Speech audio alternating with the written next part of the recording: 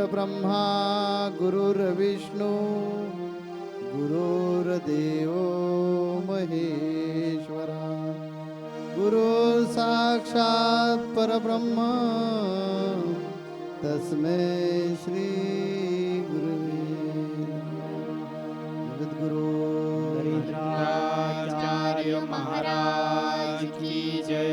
सद्गुरु काळसिद्धेश्वर महाराज की जय। संत शिरोमणी गजानन महाराज की जय। आद्य जगद्गुरु रामानंदाचार्य महाराज की जय। सिया वल्लभ रामचंद्र की जय।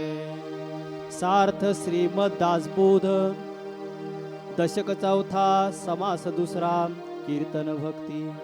श्रीराम श्रोते भगवजन पुसेले ते नवविधा प्रकारे बोलेले त्यात प्रथम श्रवण निरोपिले दुसरे कीर्तन ऐका। मनापासून आवडी जीवापासून अत्यंत गोडी सदा सर्वदा तातडी हरि कीर्तनासी। भगवंतास कीर्तन प्रिय कीर्तने समाधान होय।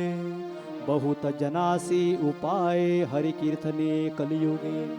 येश कीर्ती प्रताप महिमा आवडी वर्णावा परमात्मा। जेणे भगवत भक्तांचा आत्मा संतुष्ट होय। ताळ मृदांग हरि कीर्तन संगीत नृत्य तान मान नाना कथानुसंधान तुटोची निदावे। करुणा कीर्तनाचे लोटे कथा करावी घडाटे। श्रोतयांची श्रवणपुटे आनंदे भरावी। पुंडलिक वरदे हरी विठ्ठल। श्री ज्ञानदेव तुकाराम। पंढरीनाथ महाराज की जय। जगद्गुरु नरेंद्राचार्य महाराज की जय। परम श्रद्धेय जगतगुरु स्वामी नरेंद्राचार्य जी महाराज के चरणों में मेरा कोटि कोटि प्रणाम और सत्संग में उपस्थित सभी गुरु भक्तों को मेरा सांप्रदायिक श्री गुरुदेव। पिछले सप्ताह से इस सत्संग में जो नवधा भक्ति की धारा प्रवाहित हो रही है उसे आइए हम आगे बढ़ाते हैं। पिछले सप्ताह में आपने नवधा भक्ति में पहली भक्ति श्रवण भक्ति के बारे में सुना। आज मैं आपको दूसरी भक्ति कीर्तन भक्ति के बारे में बताऊंगी। पर इसकी शुरुआत करने के पहले आइए हम सब मिलकर अपने जगत गुरु श्री का उनके चरणों में एक छोटा सा कीर्तन अर्पित करते हैं, क्योंकि आज का बड़ा ही सुंदर विषय है कीर्तन भक्ति। आइए हम सब की शुरुआत करते हैं। गुरु माऊली नरेंद्र स्वामी जय जय योगिया। नाणी जवासी नाथ महंता तुझी देवराया। गुरु माऊली नरेंद्र स्वामी जय जय योगिया। नानी जवासी नाथ महंता तुझी देवराया। गुरु माऊली नरेंद्र स्वामी जय जय योगिया। नाणी जवासी नाथ महंता तुझी देवराया। गुरु माऊली नरेंद्र स्वामी जय जय योगिया। नानी जवासी नाथ महंता तुझी देवराया। गुरु माऊली नरेंद्र स्वामी जय जय योगिया। नानी जवासी नाथ महंता तुझी देवराया। गुरु माऊली नरेंद्र स्वामी जय जय योगिया। नानी जवासी नाथ महंता तुझी देवराया। गुरु माऊली नरेंद्र स्वामी जय जय योगिया। नाणी जवासी नाथ महंता तुझी देवराया। गुरु माऊली नरेंद्र स्वामी जय जय योगिया। नाणी जवासी नाथ महंता तुझी देवराया गुरु माऊली नरेंद्र स्वामी जय जय योगिया नाणी जवासी नाथ महंता तुझी देवराया गुरु माऊली नरेंद्र स्वामी जय जय योगिया नाणी जवासी नाथ महंता तुझी देवराया गुरु माऊली नरेंद्र स्वामी जय जय योगिया नाणी जवासी नाथ महंता तुझी देवराया गुरु माऊली नरेंद्र स्वामी जय जय योगिया नाणी जवासी नाथ महंता तुझी देवराया गुरु माऊली नरेंद्र स्वामी जय जय योगिया नाणी जवासी नाथ महंता तुझी देवराया गुरु माऊली नरेंद्र स्वामी जय जय योगिया नाणी जवासी नाथ महंता तुझी देवराया गुरु माऊली नरेंद्र स्वामी जय जय योगिया नाणी जवासी नाथ महंता तुझी देवराया समर्थ रामदास जी अपने पावन ग्रंथ दास बोध में कीर्तन भक्ति के बारे में कहते हैं कि भगवान के सगुण रूप रंग यश कीर्ति उनकी कथा या उनके किसी भी नाम का उच्च स्वर में उच्चारण करना अथवा गान करना ही कीर्तन भक्ति है। हमें बड़े ही प्रेम के साथ हरि कीर्तन करना चाहिए, क्योंकि कीर्तन भक्ति की यह विशेषता है कि इसे करने वाले को तो लाभ होता ही है, सुनने वाले का भी कल्याण हो जाता है। कीर्तन भक्ति करने के लिए किसी विधि विधान की जरूरत नहीं होती है, इसलिए इस कलयुग में ईश्वर को पाने का कीर्तन भक्ति सबसे ही सरल साधन है। समर्थ कहते हैं कि हम सबको निरंतर हरि की कथा कहनी चाहिए। वह यह माध्यम बताते हैं कि किस तरह से हम कीर्तन भक्ति कर सकते हैं। वह कहते हैं कि ईश्वर के रूप गुण उनकी किसी भी कथा का ऐसे वर्णन करना चाहिए कि हमारा और सुनने वाला दोनों का रोम रोम पुलकित हो जाए, प्रेम के आंसू निकल पड़े। इसके लिए जरूरी है कि हमारे मन को भौतिक जगत से हटाकर ईश्वर के चरणों में लगाया जाए। पर मेरे गुरु भक्तों, यह होगा कैसे? क्योंकि हमारा मन तो बहुत ही चंचल है। आप सब जानते हैं, हम सत्संग में बैठे हैं लेकिन हमारा मन कहीं और विचरता है। इसके लिए जरूरी है कि हम सबको अनन्य भाव से सद्गुरु की शरण में जाना चाहिए, क्योंकि सद्गुरु ही एक ऐसे हैं जो हमारे मन को भगवत भजन की धुन लगाने में पारंगत होते हैं। इसीलिए हमारे जगत गुरु श्री हम सबको हर सत्संग में यही बताते हैं कि हमारे मन को शुद्ध रखने के लिए, हमारे मन की चंचलता को दूर करने के लिए भक्ति जैसे साबुन का प्रयोग करना चाहिए।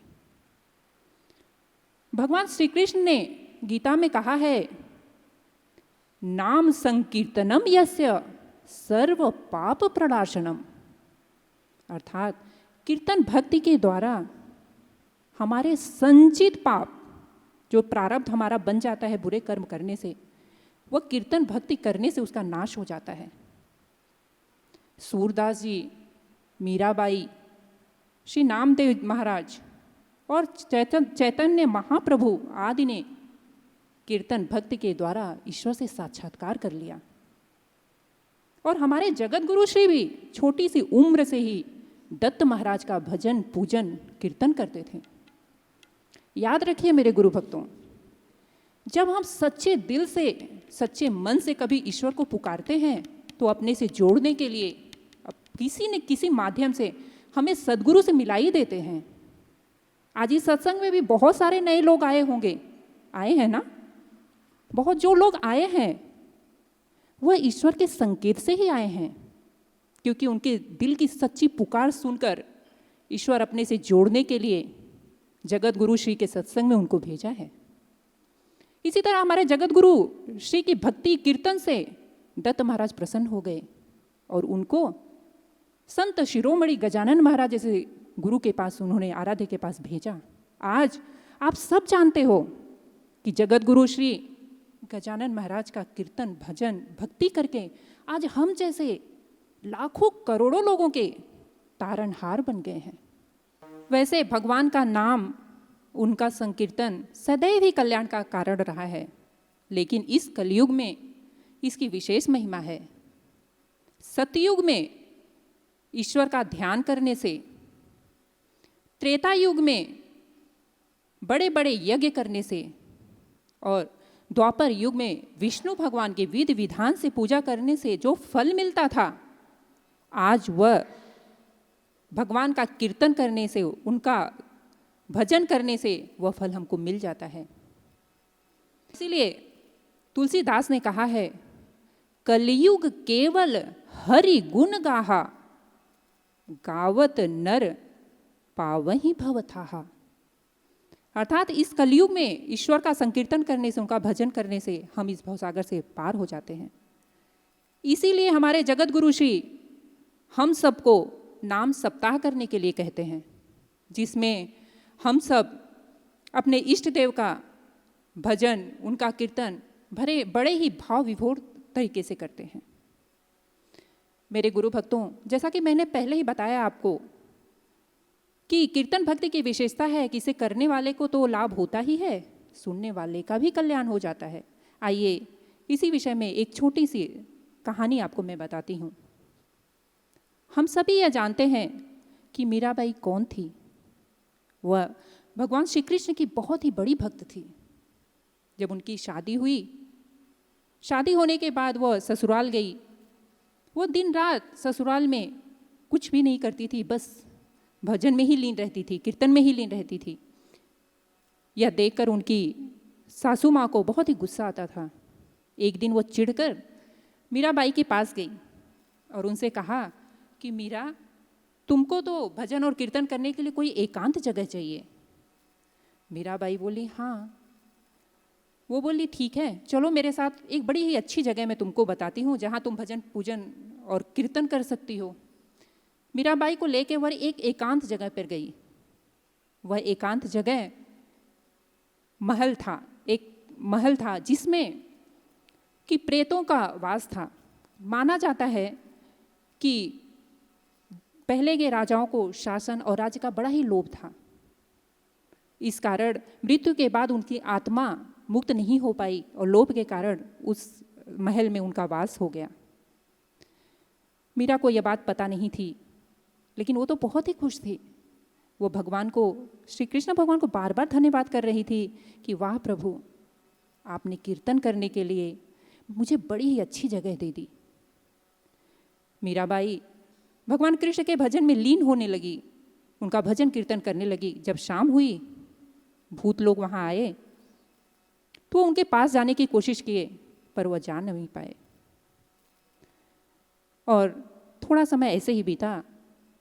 मीराबाई के कीर्तन और भजन को वो भूत भी सुनने लगे। एक समय ऐसा आया कि वह सुनते सुनते मीराबाई का कीर्तन सुनने से उन्हें प्रेत योनि से मुक्ति मिल गई।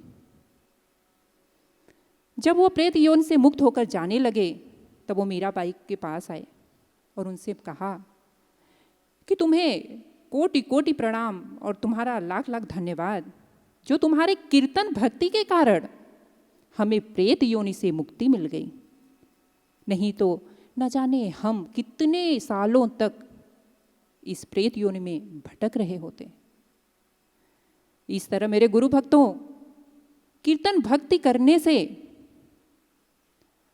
मीराबाई का तो कल्याण हुआ ही, उनका उद्धार हुआ ही, पर उन भूतों का, उन प्रेत योनियों में भटक रहे राजाओं का भी उद्धार हो गया। इसलिए हम सबको सच्चे मन से भगवान का कीर्तन करना चाहिए। संत मीराबाई कहते हैं कि जन्म जन्म की पूंजी पाई। मेरे जन्म जन्म की जो पूंजी थी, ठेव थी, संचित था, वो अभी हमें यहाँ उपयोगी आ गए हैं। और मेरे गुरु ने राम नाम का एक रत्न मुझे जोड़ के दे दिया है। ये सिर्फ गुरु ही कर सकते हैं। कलयुग में ऐसी शक्ति सिर्फ गुरु को है कि गुरु आपके ज़िंदगी का कल्याण कर सकते हैं। यह पृथ्वी तल पर आज चलने वाला, फिरने वाला, बोलने वाला भगवान दूसरा कोई नहीं है, गुरु है। गुरु के पास हमें आना जरूरी है। और गुरु जो मार्ग बताएंगे वो मार्ग से जब हम चलेंगे तब हमारे हाथों से कीर्तन भक्ति हो जाएगी। भगवान भाव को, भक्ति को, श्रद्धा को पैसा है। भगवान को आपके धन की जरूरत नहीं, आपकी संपत्ति भगवान को नहीं चाहिए। भगवान को चाहिए सिर्फ श्रद्धा, सिर्फ भक्ति। और ये रुक्मिणी माता ने सिद्ध करवा के दिखाया है। जब सत्यभामा ने भगवान की सोने से तुला करने का जब इरादा किया और तुला हो गई, पूरे द्वारका नगरी का सोना खत्म हो गया, तो भी तुला भगवान की समान नहीं हो गई। लेकिन रुक्मिणी माता यानी भगवान कृष्ण की सौभाग्यकांक्षिणी, उन्होंने एक तुलसी का दल वो तराजू में रख दिया तो तुला समान हो गई। ये तुलसी दल का वजन यानी वेट कितना था, लेकिन उसमें जो प्यार था, श्रद्धा थी, भाव था, उनका मौजूद कोई भी नहीं कर सकते। और कीर्तन भक्ति में यही चाहिए कि आप जब गाएंगे, भगवान के लिए गाएंगे, तो दिल से गाना चाहिए, अंदर से उनके लिए गाना चाहिए। उनका जब हम गुणगान गाते हैं, उनकी जब हम स्तुति करते हैं, उनका जब हम परिचय देते हैं हमारे गाने से या अभंग से, तो यहाँ से हमने गाने का प्रयास किया। हम कितने सुंदर गाते हैं, हमारा आवाज़ कितना सुंदर है, इसकी ज़रूरत नहीं भगवान को। भजन में सब लोगों का आवाज़ कहाँ अच्छा रहता है, लेकिन जो दिल से भजन करता है वो भगवान को ज़्यादा अच्छा लगता है। इसी कारण हमारा सुरेल आवाज़ है, तो सुरेल आवाज़ है, बहुत अच्छा आवाज़ है, इस वजह से भगवान की मेरे ऊपर कृपा हो जाएगी, ऐसे किसी के मन में हो तो गलत होगा। ये जो कीर्तन भक्ति है, ये कीर्तन भक्ति में गाने का है। गाना क्यों गाने का है, गाना क्यों करने का है? मन साफ सुथरा करने के लिए। ये जो 9-10 भक्ति अध्यात्म मार्ग में बताया है, जिसको मराठी में नवविधा भक्ति बोली जाती है। ये 9-10 भक्ति जो है, ये 9-10 भक्ति के जो प्रकार अलग अलग बताए, उसमें से समर्थ रामदास स्वामी जी को कहने का है कि ये सबसे में अच्छी भक्ति है। कौन सी? कीर्तन भक्ति। इसमें आपका ताल, सुर, लय देखा नहीं जाता। इसमें भगवान को क्या चाहिए? भाव चाहिए, श्रद्धा चाहिए। अंदर से एकाग्र होकर आपने उनके लिए भजन गाया, उनके लिए गीत गाया, तो भगवान प्रसन्न हो जाएगा। कहने का मतलब, अभी हमारे अनेक प्रवचनकारों ने आपको भक्ति के बारे में बताया है, या इसके पहले भी उनके अनेक प्रवचनकार के प्रवचन हो गए हैं। तो उसका सार क्या हम ले लेंगे कि हम इंसान का जन्म ले लिया है, ये इंसान का जन्म पिछले जन्म में हमने जो कर्म किया है, ये वजह से हमें मिला है। पिछले जन्म में हमारा कर्म बहुत अच्छा था, इस कारण इंसान का हमें जन्म मिला है। लेकिन थोड़ा बहुत गलतियाँ, 19-20 जैसे बोलते हैं हम, वैसे थोड़ी बहुत गलतियाँ हो गई, इस वजह से हमें ये त्रिविधा ताप भोगना पड़ते हैं। कोई लोगों को तो बहुत त्रिविधा ताप का सामना करना पड़ता है। ये त्रिविधा ताप की जो अभी रिएक्शन आ गई है, सब लोगों को नहीं, कोई लोगों को ये जो रिएक्शन आई है, उस पर स्वामी जी ने दवा बताया। समर्थ रामदास स्वामी जी दवा उस पर दिया है। वो दवा है, मन को लगाइए। ये दवा मन को आपके लगाइए। मन को ये दवा आपने दे दिया कि अपना दुखरा मन जो है, अपना कमकुवत मन जो है, वो ठीक हो जाएगा और जो गलतियां की है उसकी जो हमें सजा भी मिलने वाली है या मिल रही है उसकी तीव्रता हम कम करेंगे। और ये मन मजबूत हो गया, अच्छा हो गया, साफ सुथरा हो गया, सागर जैसे हो गया, तो अगले जन्म की जो तरतूद हमारे से होना चाहिए वो ठीक हो जाएगी। इसी वजह से हमने ये मन साफ करने के लिए, मन मजबूत बनाने के लिए हमें भक्ति करना आवश्यक है। और उसमें ये 9 प्रकार हमें समर्थ रामदास स्वामी जी ने दिए है, जिसको जो अच्छा लगेगा वो अपनाइए। जरूरत नहीं कि हम श्रवण भक्ति ही करेंगे, कीर्तन नहीं करेंगे, इसकी ज़रूरत नहीं। आपको श्रवण अच्छी लगी तो श्रवण करो, कीर्तन अच्छी लगी तो कीर्तन करो, विष्णु स्मरण अच्छा लगा तो विष्णु स्मरण करो। ऐसे नवविधा भक्ति है। अभी अगले हफ्ते में हम दूसरी भक्ति सुनेंगे, लेकिन आज हम जो कीर्तन भक्ति पर प्रवचन सुन रहे हैं तो उसका अर्थ आज हम यहाँ से क्या ले लेंगे कि भगवान को भजन अच्छा लगता है, भगवान को संगीत अच्छा लगता है, गीत अच्छा लगता है। ये गीत हमने दिल से गाना चाहिए, क्योंकि भगवान के लिए गाने, बच्चा जैसा रोता है वो कैसा रोता है वैसी माँ उनके तरफ देखती है। उनके आवाज़ से माँ को मालूम होता है अरे नहीं नहीं ये जानबूझकर ऐसा ही जरा नटखट है ना इसलिए जरा रो रहा है। लेकिन आर्त स्वर से वो रोने लगा कि माँ अपने हाथों में जो जितना काम हो उधर ही रखती है और तुरंत उनके पास आ जाती है। वैसे है कि आप कैसे गाते हैं उस पर भगवान की कृपा होते हैं। इसीलिए ये कीर्तन भक्ति में यही ध्यान में रखने का, जो हम भगवान के लिए गाऊंगा, जो भगवान के बारे में स्तुति करेंगे या भगवान का वर्णन करेंगे या भगवान के बारे में कुछ बताएंगे, ये दिल से और मन से गाना चाहिए, तो ये भक्ति में रूपांतर तो हो जाता है और उसका फल हमें मिल जाता है। इतना ही बोलकर हम अभी आपके परवानगी लेकर इधर रुकेंगे और अगले सप्ताह में यही सत्संग में वापस मिलेंगे। इसलिए आप जरूर आइए, हम आपकी राह देख रहे हैं। जगत गुरु नरेंद्राचार्य महाराज की जय। सद्गुरु काल सिद्धेश्वर महाराज की जय। संत शिरोमणि गजानन महाराज की जय।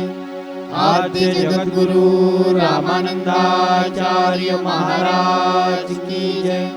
सिया वल्लभ रामचंद्र की जय।